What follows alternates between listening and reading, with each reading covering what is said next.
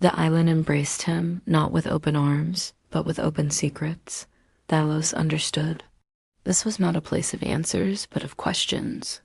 Questions that echoed in the spaces between thoughts, that stirred when the old olive branches swayed, that bloomed on the lips of the whispering wind.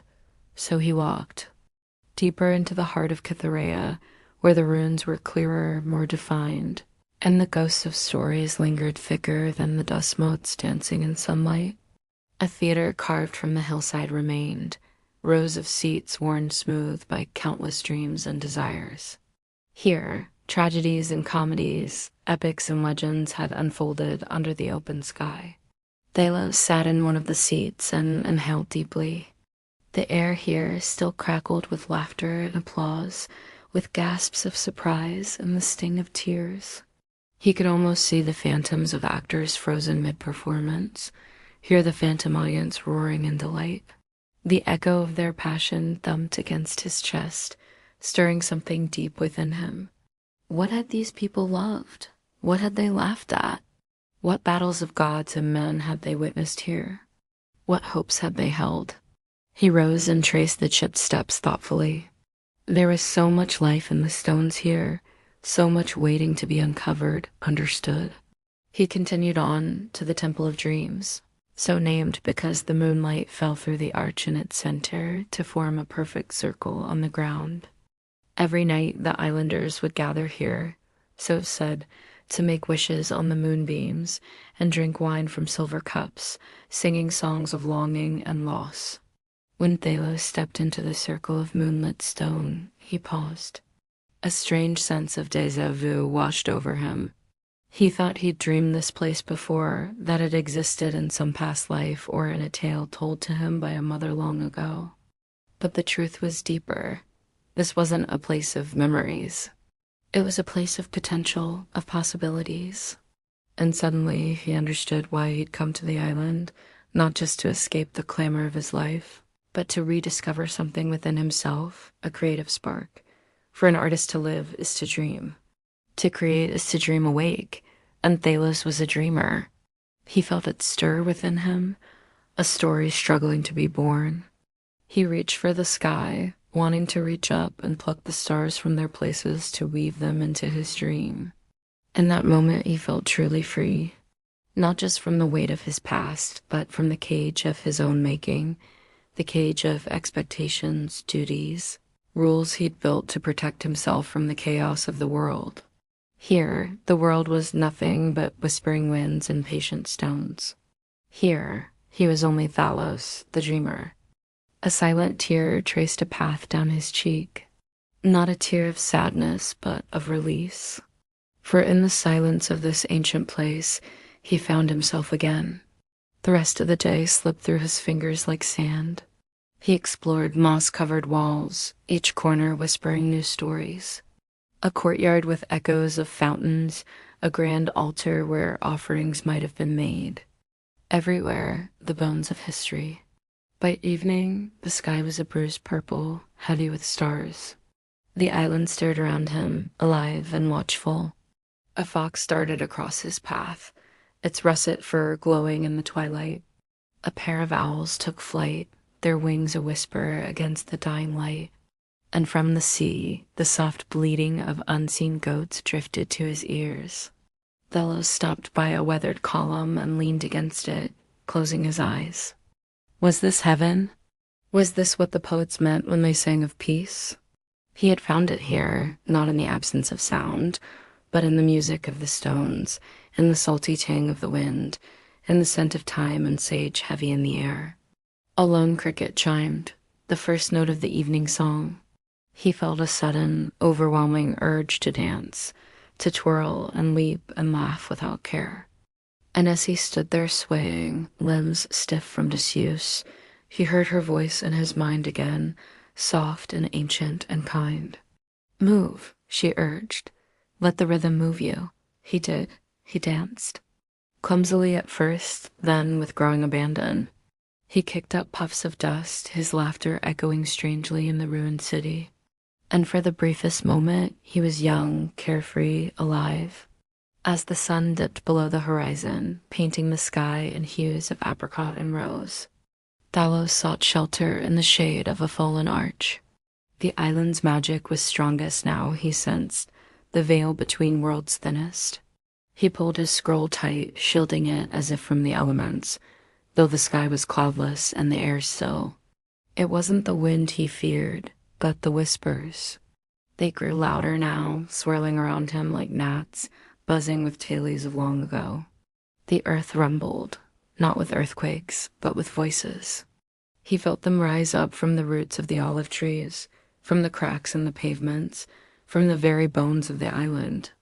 They beckoned him to join them, to become part of the eternal chorus. With a start, Thalos realized he was responding. His feet twitched as if wanting to dance, his lips parted as if about to speak a language older than time.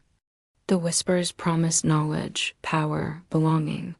All he had to do was give in, let the voices wash over him, let them carry him away, and in that moment, he was tempted.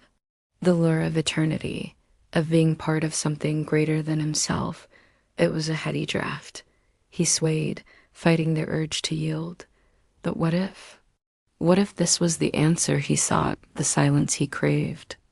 What if the island wasn't just a place of whispering winds, but a chorus of voices waiting to be heard?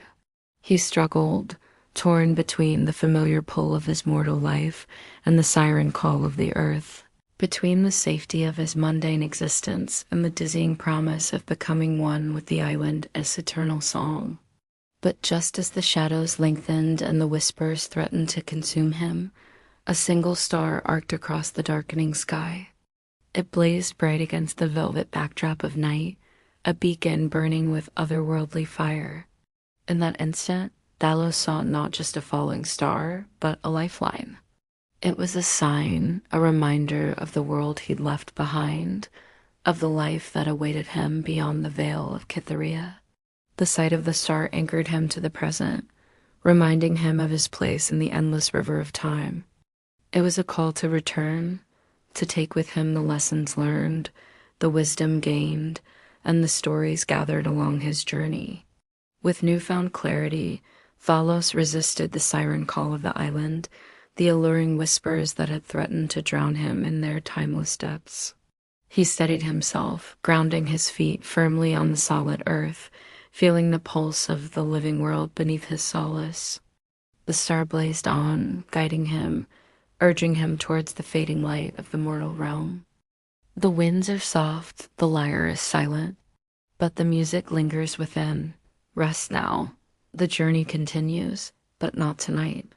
Tonight is for quiet and sleep. There was a time when Thalos could not remember the taste of honey. He only knew the sting of pollen on his tongue, the scratch of straw against his palms, the ache in his shoulders from hauling baskets. Back then, the word for sweet meant nothing to him. Only bitter. For 7 years, that is all he had known. 7 years since the fall of his city, 7 years of wandering. But then he met the shepherdess, and under her guidance, he learned how to gather wild thyme and sage to steep into a tea so soothing after a long day's walk, how to coax warmth from stones beside a fire, how to read the language of the clouds. But most importantly, she showed him what it meant to live in tune with the land. One day while picking berries, he saw a honeycomb hidden in the crook of an old oak, guarded by a drowsy bee. Without thinking, Talos reached out to touch it, and the shepherdess laid a hand on his arm. "It does not belong to you," she said, "not until you have earned its trust."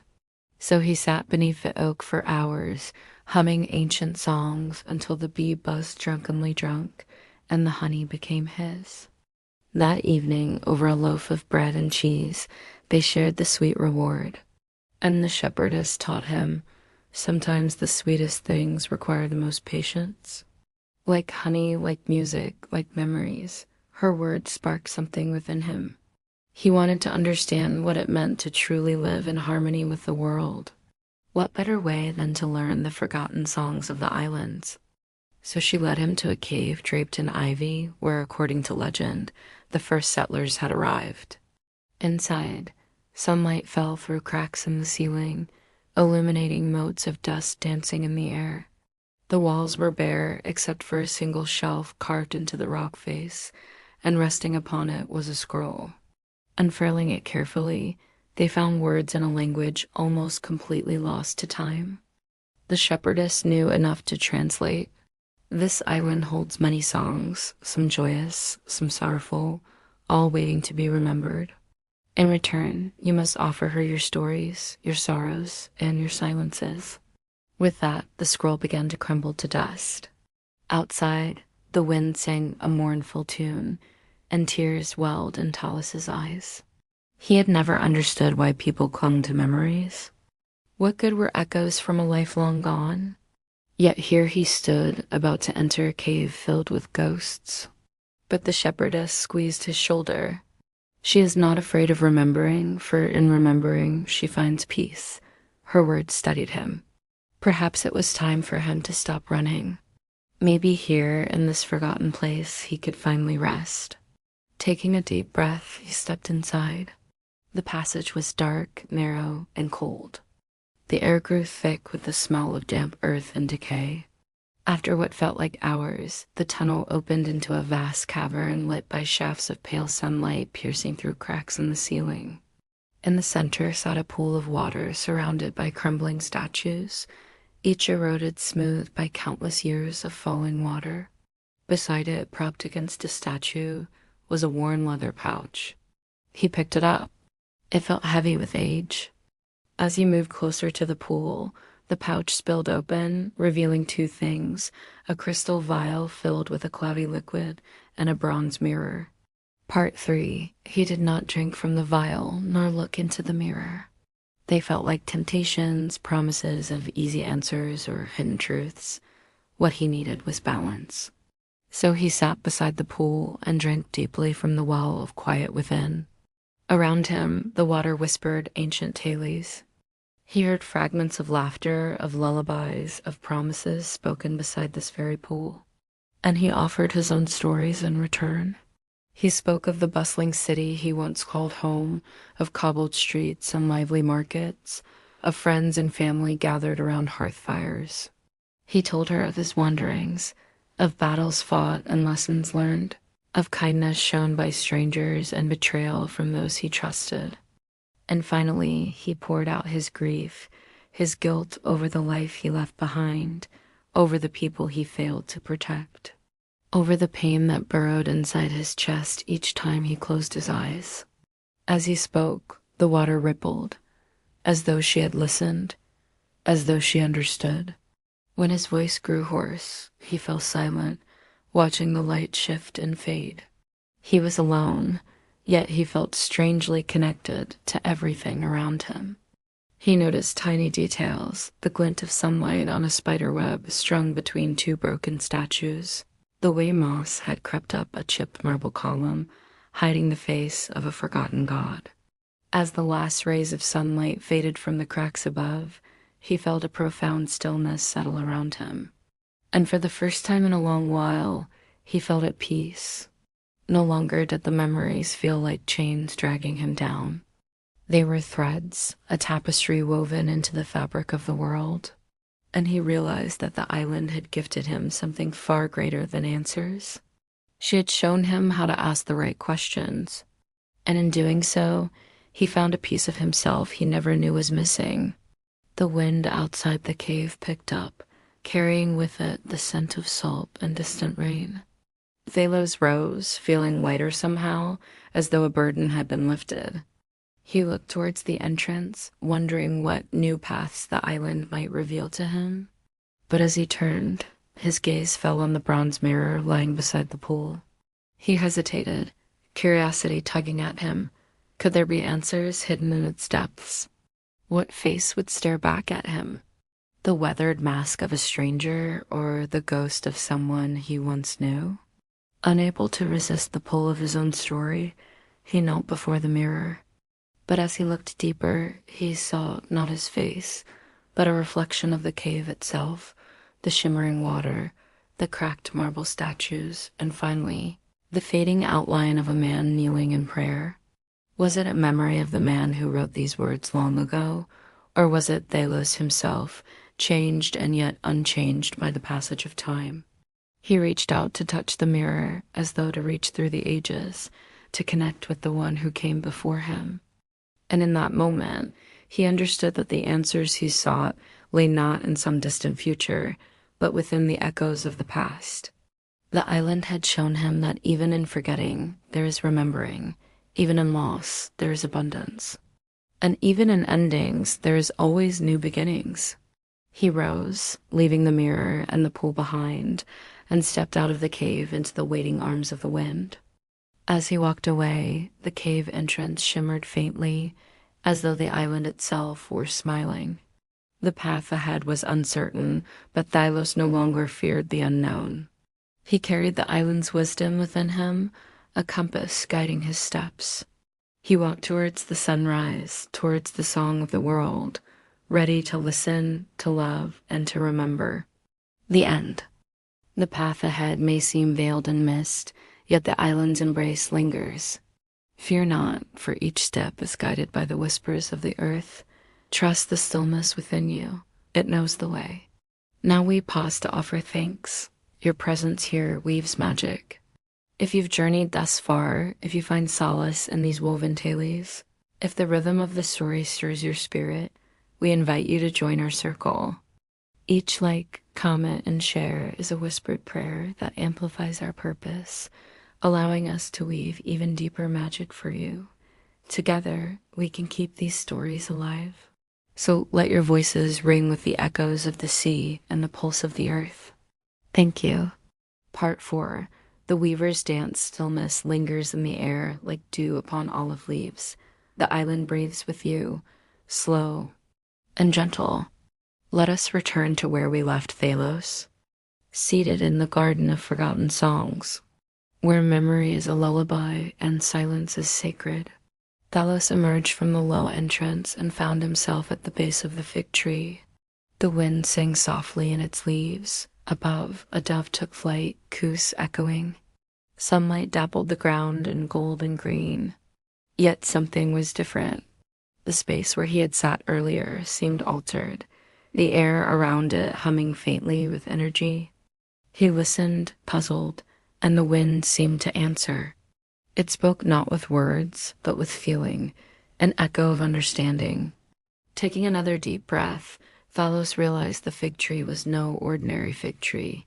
It was a doorway, not between places, but between moments. He stood, brushing leaves aside, and stepped through, finding himself within the very fig tree. He could see its roots above him, anchoring it to the earth, and all around him stretched a cavernous space unlike any he'd seen. Stalactites hung like frozen waterfalls, sparkling even in the dim light, and from the ceiling dripped water, clear and still. At its heart, a pool lay nestled amidst crystalline formations. There he saw her again, the woman with hair like moonlight and eyes deep as the fig tree's heart. She sat gracefully, her hands resting on her lap, her gaze fixed on the shimmering pool. "Greetings, Thalos," she said, her voice a melody weaving through the cavern. "You have found the weaver's den. Why have you come?" Her voice resonated within him, stirring memories half forgotten, of dreams and desires, hopes and fears, whispers from his soul's sanctum. Though she remained still, her essence radiated movement. Like moonlight, she seemed to ebb and flow, shifting with unseen tides. The fig tree's wisdom thrummed around him, echoing the truth in his bones. He was not merely here by chance. The island had drawn him, guided him through paths both seen and unseen. "I did not seek you, but you sought me," he whispered, his voice echoing with reverence in the vast space. "Why? What is it you would show me?" Her lips curved into a gentle smile, her eyes twinkling with starlight.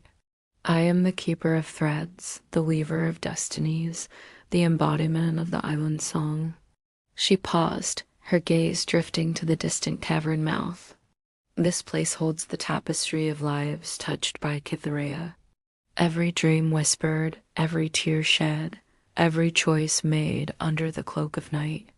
As she spoke, intricate patterns shimmered into view on the pool's surface, depicting scenes from lives lived across the island. A young girl twirling under falling stars, an aged fisherman mending his nets, a couple sharing laughter beneath the fig tree, a writer pouring words onto a page. Thelus watched, entranced, recognizing faces, moments, emotions that resonated deeply within his own narrative. He saw reflections of those he knew and loved, and glimpses of lives that mirrored his own aspirations and regrets. Each scene a testament to the island's enduring impact on souls seeking solace or inspiration. "But why?" he pressed, turning back to the enigmatic weaver. "Why have you called me here? What truth do you wish to reveal?" The weaver's smile deepened, and she reached out a hand, her touch sending shivers down his spine. "I have shown you fragments of the tapestry to remind you that you're not alone. Every soul that has ever sought refuge on Cytherea has left an imprint, a resonance that binds us all." Her fingers traced patterns on the water, forming images and emotions that spoke volumes without sound. "Your story, Thalos, is woven into this tapestry as well. To understand your present, you must revisit the past." "My past," he echoed, realizing the depth of her words. "You wish me to delve into my history, to confront the shadows that linger there." The weaver nodded, her eyes shining with understanding. Facing your past does not mean succumbing to it. It means integration, healing, and ultimately transformation. Within your memories lie the key to understanding the present and shaping your future. Her words struck chords within him, awakening emotions he had long buried or ignored. Shame, guilt, love, longing, hope, and faith. A kaleidoscope of experiences that had shaped him into the man he now was. "But how?" he whispered, feeling a tremor in his voice. "How can I untangle these threads? How can I heal the wounds that refuse to close?" The weaver's gaze intensified, locking with his. "By embracing the totality of your being, the light and the shadow, the joy and the sorrow.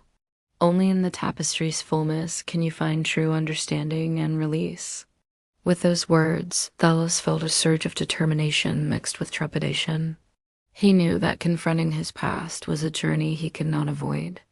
It was a necessary step towards wholeness. Accepting the challenge, he turned his gaze back to the shimmering pool, ready to embark on the introspective voyage the weaver had unveiled before him.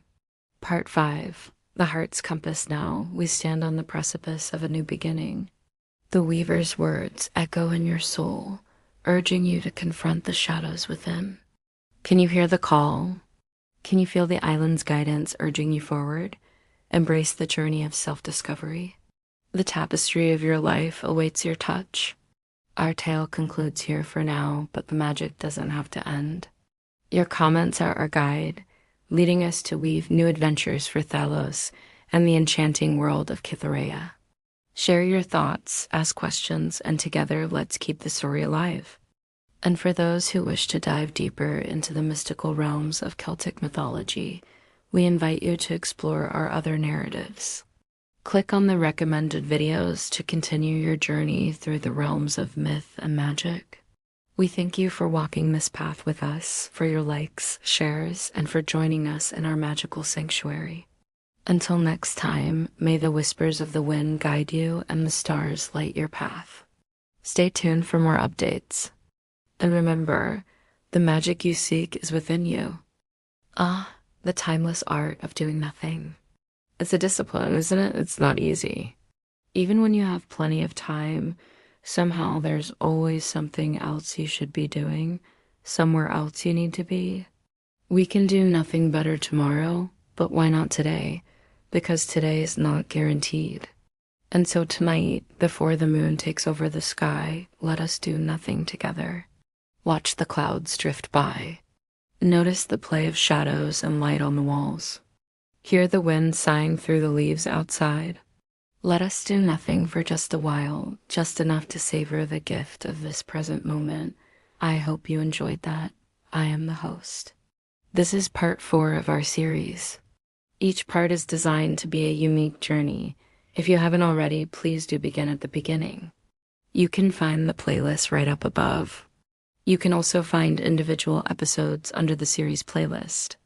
The day passes like a breeze through the olive trees, slow, golden, and kind. As we return to the island, the sun begins to bow low. Follow now. As the light fades, Thalos finds the place where dreams are born beneath open skies. The path that led Thalos away from the temple beneath the earth was quiet, almost reverent. He walked slowly, not because he was tired, but because stillness had become part of him now. Like breath or heartbeat, the air had changed again. It was warmer here. The scent of the sea returned, mixed now with wild thyme, sun-baked stone, and the soft, dry sweetness of summer grass. Ahead, the trees parted, and there was a wide open field, golden and endless. It rolled out like a sunlit ocean, and scattered across it were statues, dozens of them, maybe more. Some stood, some knelt. Some reclined as if in sleep. Others lay on their sides, eyes closed, arms curled around nothing. All of them were expressions of peace. Thalos stepped carefully into the field, his sandals brushing the tall grass. The statues weren't grand like those in temples or cities. They were quiet, simple, intimate. A child curled in a mother's lap. An old man resting on a stone bench, hands folded. Two lovers leaning gently toward each other, foreheads almost touching, smiles so faint they might vanish in sunlight. As he walked among them, he noticed something strange. Each statue was warm, not hot, not unnatural, but sun-warmed, as though they were alive, not in body, but in spirit. He reached out and touched one, a woman lying on her side, one arm tucked beneath her head, the other resting across her chest. Her eyes were closed. Her breathing was stone, but Thalos could feel something beneath his fingers. Not heartbeat, not motion, something softer, presence. He sat beside her, legs folded, palms open on his knees. The wind moved across the field like a lullaby. The tall grass bent and whispered, but the statues never stirred. Still, they felt awake. He closed his eyes. The island spoke again, not with words, but with understanding. These were dreamers, not lost, not gone, but dreaming still. Each one held a memory, a wish, a story not yet told. They had come like him to listen, to rest, to remember. And the island had kept them not in sleep, but in waiting. He imagined their dreams, slow and beautiful, a garden that never withers, a sky filled with flying fish, a table where every seat is full and laughter never ends. And then he felt something. A statue beside him, smaller than the rest, a boy. Carved simply, arms around his knees, chin resting on them. He sat as though watching the horizon. And beneath the stone, a single word reached Thalos like a whisper in his bones. Stay. Not forever. Just for now. He lay back in the grass beside the boy. The sky above was soft, streaked with fading gold and the first touch of lavender. Birds circled slowly, dipping toward the sea beyond the far hills. He looked at the faces around him, each one dreaming, each one safe. And he thought, how many people long only for this? To be held by stillness, to be wrapped in peace. He let the breath out of his chest in one long, quiet sigh. He was not a statue. Not yet. But he, too, was dreaming now of a world where silence heals, where time forgets its sharp edges, where nothing is expected of you but presence. The breeze brushed over his skin. A bee drifted lazily past, and in the far distance the soft call of a flute echoed once, then vanished like smoke. Sleep did not take him. It invited him. Like an old friend waiting in the shade of an olive tree, smiling with open arms. And for a long time, he let go. When he opened his eyes, the sky was a darker blue, dusted with the first diamonds of night. The air was cool against his skin. The scent of night-blooming jasmine drifted on the breeze.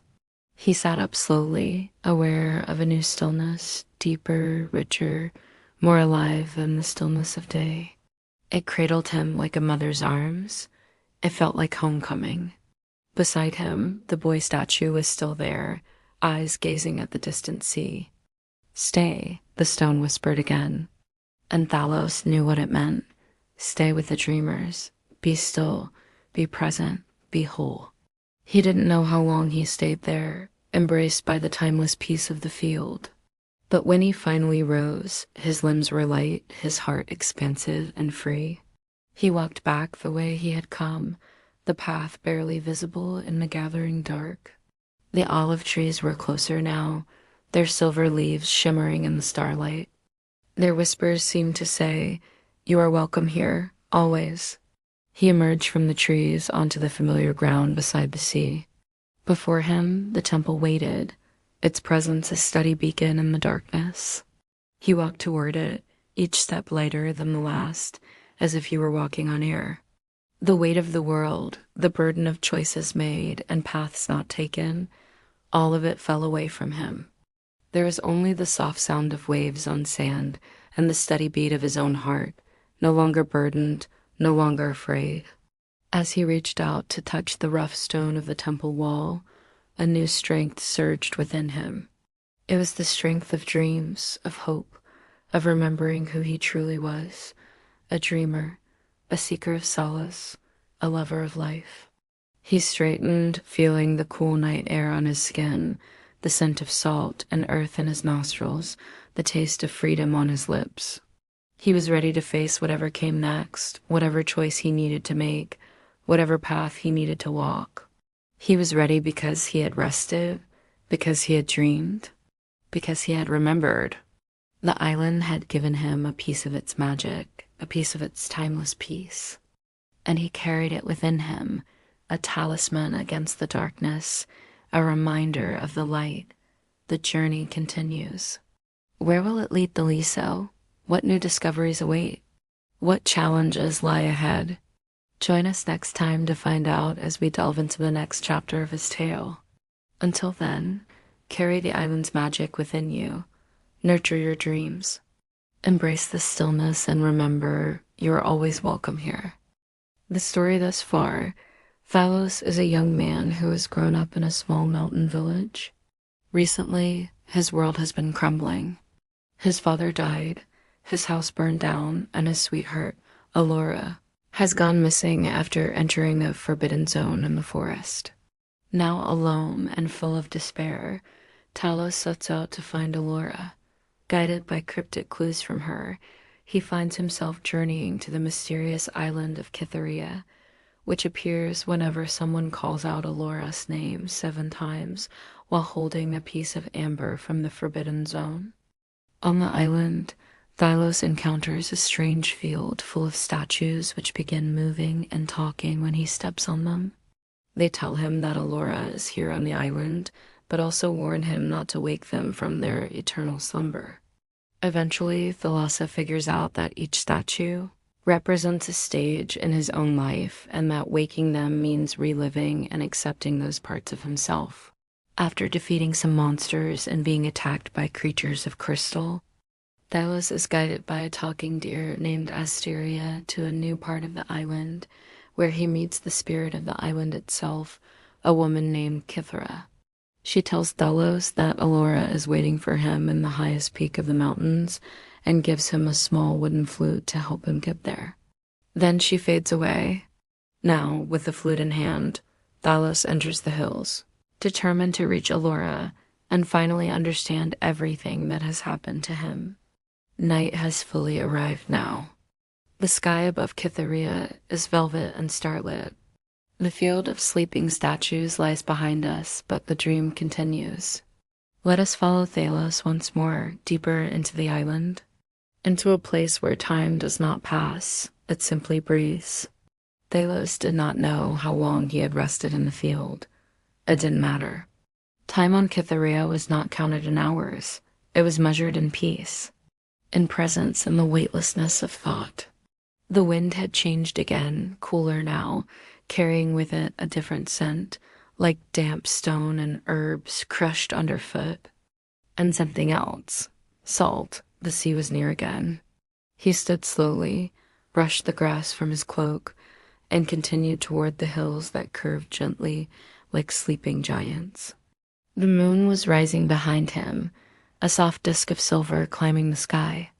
Ahead, nestled at the base of a slope, was a dark opening in the rock, a cave, unmarked, half hidden by hanging ivy and silence. But Thalos felt no fear. The island had led him this far with care. And this next step, too, felt right. He entered. At first, the cave swallowed all sound. Even his footsteps faded, muffled by ancient earth. But as he moved deeper, the air grew richer, cooler, softer, filled with a quiet hum. It wasn't empty here. It was listening. The stone walls shimmered faintly, wet with dew and moonlight filtering through cracks above. Crystals clung to the cave's edges like stars trapped in stone. As Thalos stepped forward, his breath echoed back to him, not precisely, but gently. Almost like an answer, he spoke a single word aloud, just to test. "Hello." And the cave responded, not by repeating the sound, but by sending back a version of it, rounder, warmer, shaped like a memory. "Home." He paused. Then another word softly. "Why?" The cave replied, "Rest." Thalos smiled, eyes soft in the dark. This place did not give answers, it gave comfort. He moved further in, to where the path opened into a natural chamber. At its center was a small spring, bubbling quietly, its water so clear it looked like glass. The sound it made was slow, rhythmic, like a heartbeat at peace. He sat beside it, legs folded beneath him, and he listened. Not to music, not to words, but to presence. Drip, drip, drip. The spring spoke in the language of patience. Around the chamber, soft echoes continued to respond to his thoughts, not in words, but in emotional shapes. He thought of the city he had left behind, the noise, the clutter, the urgency. The cave breathed back calm. He thought of voices he missed, old friends, family, a teacher's wisdom. The cave echoed with warmth. He thought of the questions he carried, about meaning, about paths not taken, about what waited beyond the island. And the cave replied with a deep, soft silence, not as absence, but as reassurance. You do not need to know. You only need to be. For a long while, Thalos said nothing. He simply breathed. And in the cave, his breath felt shared, as though the very stones inhaled and exhaled with him. Then, without thinking, he reached into his satchel and retrieved the scroll once more. It had grown softer at the edges now, not worn, but lived in. He opened it slowly. This time, the lines did not shimmer. Instead, they lifted gently from the page, floating in the air before him like strands of moonlight, dancing slowly, not symbols. Not language, just movement, flowing, like wind through trees, like waves meeting the shore. He watched the scroll's light swirl and soften and felt tears slip from the corners of his eyes. Not from sadness, from release. The scroll then gently folded itself again as if it too had finished what it came to do. Thalos tucked it back inside his pack. The spring continued to murmur beside him, and the cave held him gently, like hands cupped around a sleeping flame. He lay back on the smooth stone floor, eyes to the ceiling, where a crack in the rock let in a sliver of moonlight. Dust floated through the beam like stars. His breath slowed. The cave hummed softly around him. And for the first time in many, many years, he felt complete. A moment stretched, timeless, until Thalos remembered his quest. Allura still waited. He rose, refreshed, and turned toward the mouth of the cave, ready to continue his ascent. Suddenly, a voice cut through the silence, echoing with worry. "Thalos, wait." He spun around. There, framed in the entrance, stood a woman in robes woven from moonlight. Her hair streamed behind her like spun moonlight, and her eyes shone with starlight. Behind her, the entrance to the cave seemed to pulse and breathe like a living thing. "Who are you?" Thalos asked, taking a step back. "Why do you call my name?" The woman descended the cave steps slowly, her gaze steady. "I am part of this island, guardian of its heart," she said, nearing him, "and I have watched you walk your path." "You seek Allura, yes?" Thalos nodded, clutching his flute. "She waits for you, but the way is not yet ready. You cannot reach her, not yet." "Why?" The guardian shook her head, starlight flashing in her eyes.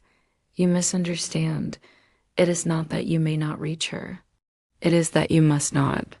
Thalos frowned, confusion twisting in his gut. "But I love her. And the island showed me the way to get here." "To get to her?"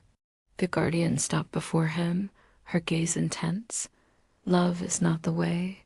Understanding is." "You have walked well so far, Thalos. You have faced your past, confronted your fears, and found strength and gentleness. That is true love, not what you think, not what you feel. And you have done all this without Allura. What more do you need?" She held out a hand, palm up, and Thalos saw a reflection of himself staring back at him from her luminous skin. "Allura is here, yes, but she is also within you. Do you not see? You do not need to reach her. You need to return. His mind reeled. Was she speaking of the island or his journey? Had he come all this way only to go back? Disappointment welled, threatening to drown him. Then he thought of the faces in the field, the statues, and the feeling that had washed over him, the feeling of completion. Understanding blossomed within him, pushing away his confusion. "I understand," he whispered, his voice thick with emotion. "I understand." The guardian smiled, her eyes crinkling at the corners. "Then you understand even more than you think, my child. So it is time to return. Not back to the world you knew, but to the world you are becoming." With a final nod, Thalos turned and began his descent. He did not look back, for the guardian had vanished and the cave entrance was now a smooth wall of rock. But he knew she was there, watching. And he knew that Allura was both within and without, both here and always with him. As he walked, the flute at his side, Thalos understood. He was not going home.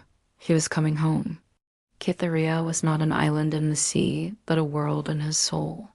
He had journeyed to the farthest reaches of himself and found peace. He had faced his shadows and become whole.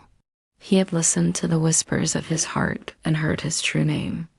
And now he carried that peace within him, a quiet echo of the endless song of Cytherea.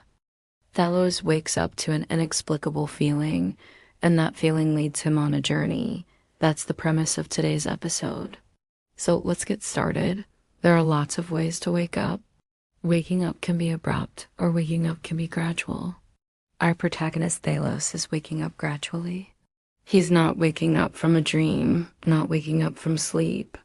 He's waking up to something else, something like a new sensation, a feeling. And in our everyday lives, we often have feelings. We might feel happy, we might feel sad, angry, anxious, but most of the time we ignore these feelings or suppress them or try to change them.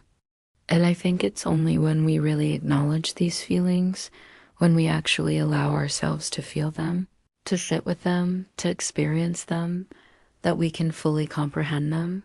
And I think that's what Thalos is doing in this scene. He's allowing himself to feel this weird feeling, which seems almost tactile, like a feather brushing across his chest. And in allowing himself to feel it, he begins to understand it better. The scene itself is pretty minimalist. There's not much going on. It's still dark, so it's nighttime. The moon is shining through a small crack in the ceiling of the cave, and he's lying on a bed of stone. The moon is also, if we look at the story as a whole, a symbol of transition, a transition between states of being, a transition between worlds. Just as the moon changes shape, so too is Thalos changing in this story. He is moving from one place to another, literally inside the cave, but also metaphorically inside himself. When he stands up, there's no stiffness, no soreness, nothing like that. And this is another clue to the audience that something magical is happening here, because usually after sleeping on hard ground, especially for such a long time, we would expect our bodies to feel stiff and sore, but instead, his body feels fine. And this tells us that he's in a safe place. He's in a non-ordinary reality. And it's important to remember that in order for any kind of healing to occur, physical, mental, spiritual, emotional, whatever, you have to be in a safe place.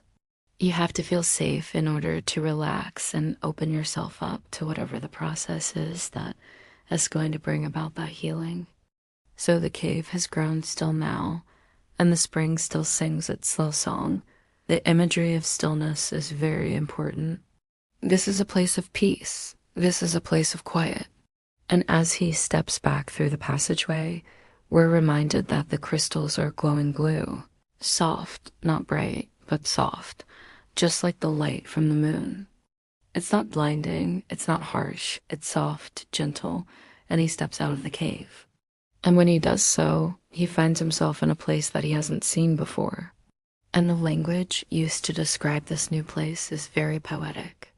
Above him stretches a bridge of stone, thin and elegant, rising from the hill's edge, arching across the valley like a ribbon of marble suspended in air. It was impossibly high and impossibly quiet. And this new place, this moon bridge, it's only there for him. It's only there because he's ready for it. And it's important to remember that magic, true magic, it doesn't come from a place of force. Magic comes from a place of readiness. So the bridge is there because Thalos is ready to walk it. The language used to describe the moon bridge is highly sensory. We see words like smooth and cool, but we also have sound. The wind flows gently around him, not pushing, not pulling, simply keeping company. And as he walks, the island stretches beneath him. It's important to note that this is not a physical journey. This is a symbolic journey. So even though the land is stretching beneath him, Thalos himself is not moving. He's not walking from one place to another. Rather, he's going deeper within himself. Then he hears voices, the voices of those he loves. And it's important to note how these voices are characterized. They're not calling him back. They're not calling him forward. They're simply being. Their laughter, their lullabies, their silences. These are the sounds of home. These are the sounds of love. These are the sounds of the heart. And in allowing himself to hear them, and allowing himself to feel connected to them, Talos feels whole. Then he sees the woman on the bridge. Again, this is a symbolic journey. So even though the moon bridge goes up and down, left and right, forwards and backwards, all of that, none of it is actually happening. It's all taking place inside. And then finally, Thalos reaches the end of the bridge. And again, this is a symbol of completion, but it's not really a completion. It's just another beginning. And the woman on the bridge, she's not really there. She's more like a projection of Talos' subconscious. And as she speaks to him, it's not with lips, but within his mind. And her very appearance, her eternal face, her skin kissed by starlight, the crescent moon resting on her forehead, all of these symbols point toward the same thing, the magic within Thalos, the magic that's been awakened within him. So in the end, Thalos simply allows himself to fall asleep, to drift away, to relax. And this is the end of part 6. We've gone through many parts of this story together now, and each part builds upon the last. If you've been enjoying the story and you want to hear more, then please subscribe to the channel. Also, I'd love to hear from you. What do you think happens next? Where do you think this story goes from here? Drop me a comment below and let me know. Thank you so much for listening, for watching, and for sharing this journey with me. I hope you have a wonderful day, a wonderful week, and I'll see you soon.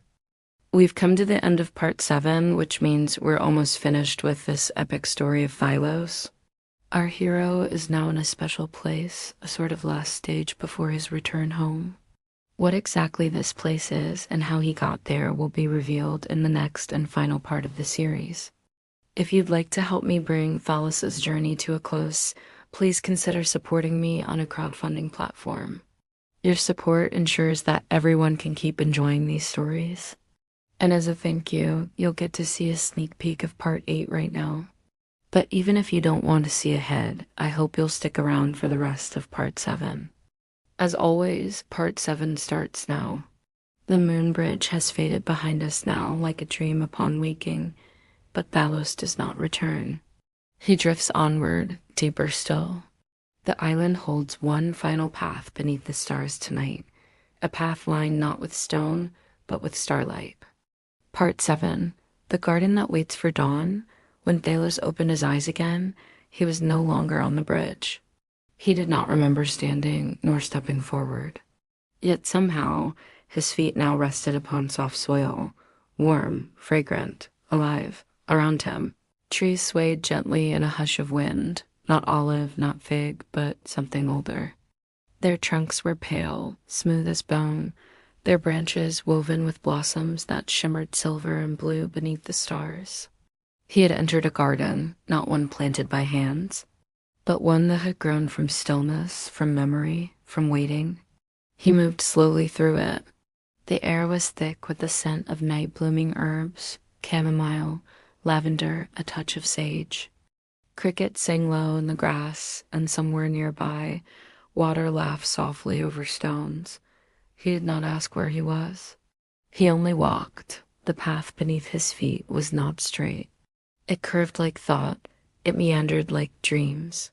And as he walked, he saw things, a bench carved from driftwood, where the imprint of another still lingered, a presence without form, a swing hanging from a starlit tree, gently rocking without wind, a single sandal resting at the edge of a small pond, long forgotten and now part of the earth. This was the garden where the island remembered everything left behind. It was not a place of loss, it was a place of tenderness. Everything here had been loved once, and the island loved it still. Phalos knelt beside a low bush, its leaves shaped like tiny stars. He brushed his fingers across them, and in return, the bush sang, not aloud, but within. A lullaby, a memory of arms wrapped around him as a child, the hum of a voice that never rushed, the smell of bread in the morning. He closed his eyes and let it wash through him. Further in the garden, marble stones marked the earth, not graves, not altars, but places where people had sat, each one worn smooth by time, each one gently engraved with simple words. She waited. He forgave. They listened. Phalos sat beside one and breathed deeply. The garden pulsed quietly around him. The stars above were no longer distant. They felt closer, lower, almost within reach, and then he heard footsteps. Soft, measured, familiar. He turned his head. There, approaching from the other side of the garden path, was a figure. Not the goddess from the bridge, not a statue, nor a dream. It was a man, a little older than Phalos, eyes warm with kindness and tired, but not worn. He wore simple robes, no staff, no scroll. Just a look of knowing. They did not speak. They sat together. Phalos recognized him, though he did not know why. Perhaps a reflection of who he might become, or someone he had once been. They stayed like that for a long time, the garden breathing around them, the silence rich with meaning. Then the man turned his gaze upward. Phalos followed. The stars were dimming, faintly, softly, and the eastern edge of the sky had begun to glow, not bright, not sharp.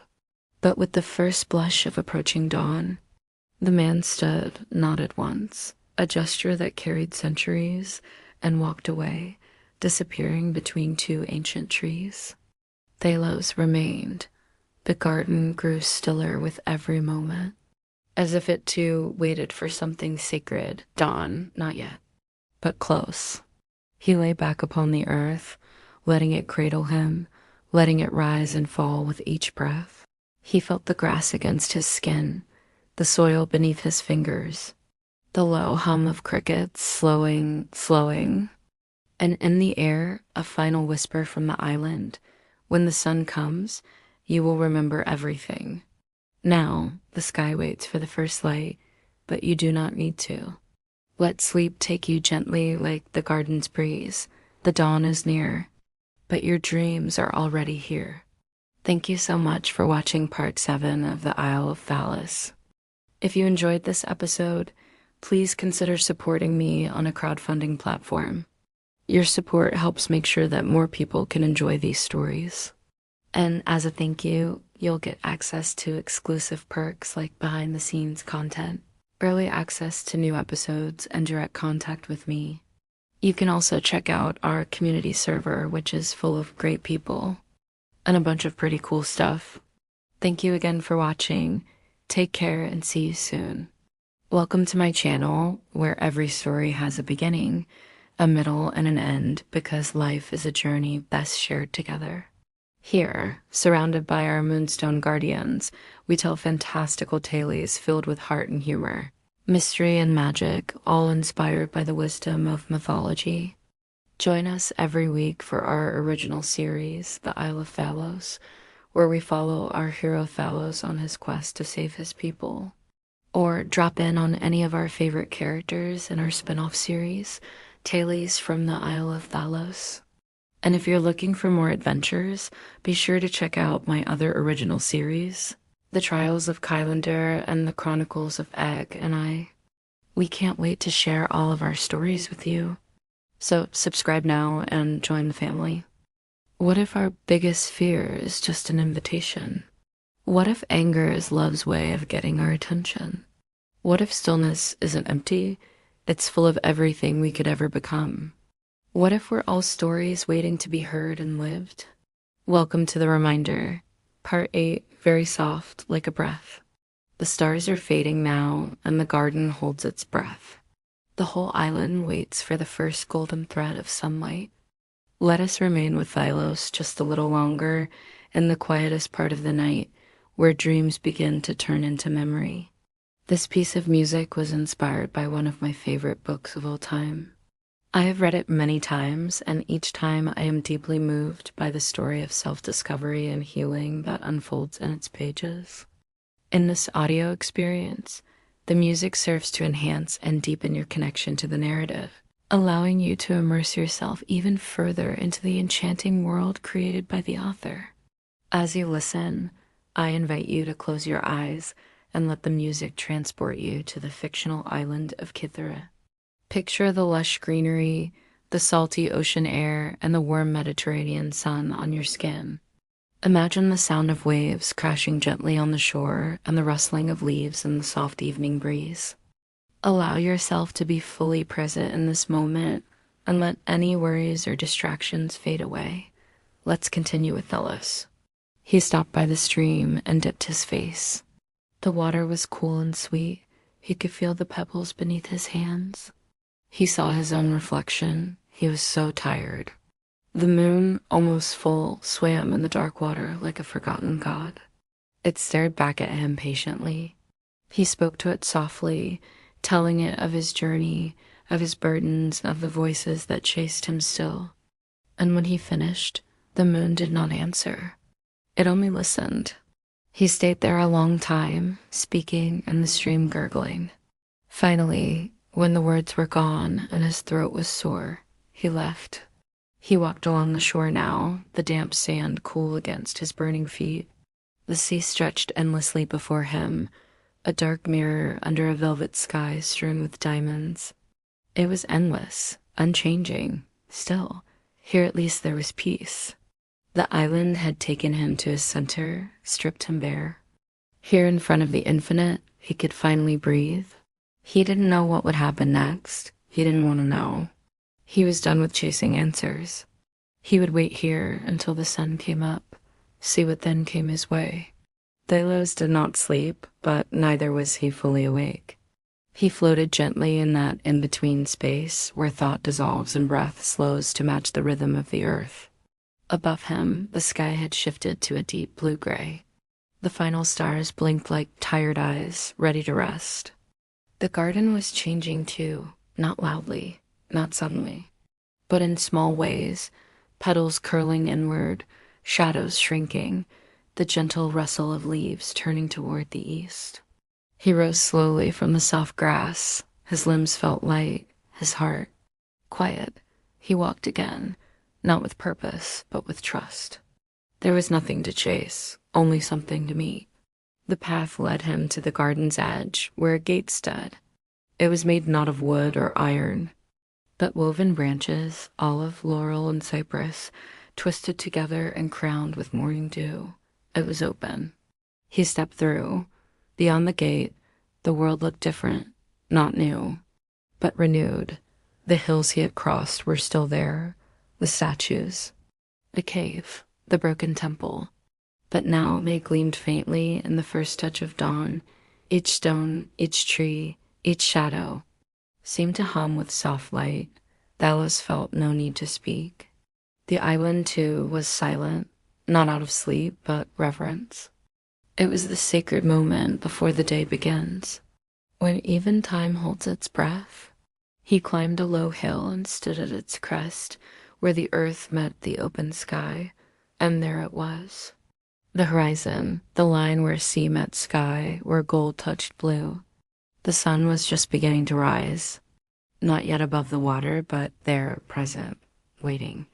And as he watched, he realized something. This was not an ending. Cytherea had never been a destination. Not even a place. It was a state of being. A remembering. A returning. A listening. And as the first ray of sunlight broke the sea's surface, he felt it, gratitude. Not the kind you give, the kind you receive. The island thanked him for listening, for slowing, for resting, for trusting the quiet. And deep inside his chest, a warmth unfurled, soft as the light, steady as breath. He did not need to stay. He would always carry this silence now, this peace, this gentle remembering. Behind him, the wind stirred the garden. The birds began to sing, the trees exhaled, and the world turned gently toward morning. Delos took one last look at the sea, then turned, and walked back into the golden light.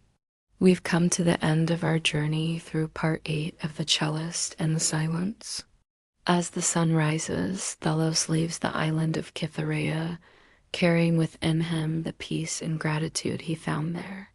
If you enjoyed this musical journey, please don't forget to show your support. Your likes, comments, and shares help spread the magic of this audio experience to more listeners like you. Now, my friends, it's your turn to embrace the light of a new day. Go forth and shine your own light on the world. Thank you for joining me on this musical adventure. Until next time, may your days be filled with moments of stillness and gratitude. Remember, you can find solace and strength in the quietest corners of your soul. And who knows, you might just find yourself carried by the gentle rhythm of the universe. And now we are at the end of this musical journey through The Cellist and the Silence. I hope you found this experience to be as transformative as Delos did in his journey to Cythera. The story explores themes of grief, healing, and finding beauty in unexpected places, all through the metaphor of music and the cello. As we reflect on the story, I encourage you to think about the role that music plays in your life. Music has the power to evoke emotions, to transport us to different times and places, and to connect us to something greater than ourselves.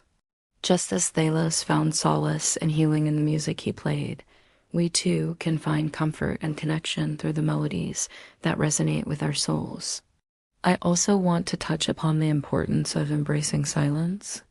In a world that often values busyness and productivity, it can be challenging to find moments of stillness. Yet, as Delos discovered, silence can be a source of strength and clarity. It is in the quiet moments that we can truly listen to the whispers of our soul and reconnect with our inner selves. Moreover, the story reminds us of the transformative power of nature. The island of Kythera represents a sanctuary where Thalos can escape the noise of the outside world and reconnect with the natural rhythms of life. It is in the beauty of the sea, the mountains, and the trees that he finds peace and rejuvenation for his body and soul. As you continue your own journey, I hope you will be inspired by Thalos' story to seek out the sources of music, silence, and nature in your life. Let the melodies that touch your soul guide you toward healing and wholeness. Find solace in the quiet moments of stillness and allow nature to soothe and rejuvenate your spirit. Thank you for joining me on this musical journey. May the music continue to resonate within you, reminding you of the beauty, healing, and connection that await you in the depths of silence and the embrace of nature. Until we meet again, may your days be filled with music, silence, and the transformative power of the cello.